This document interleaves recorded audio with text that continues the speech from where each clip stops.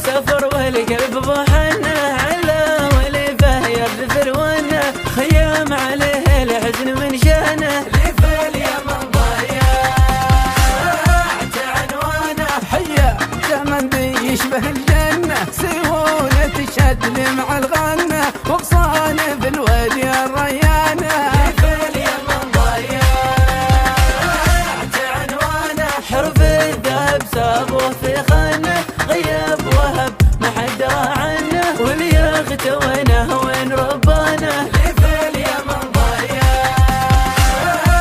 عنوانه صديت عنه والسبب انه ماخذ جمال الحور في حسنه ظنيت مالي عندهم خانه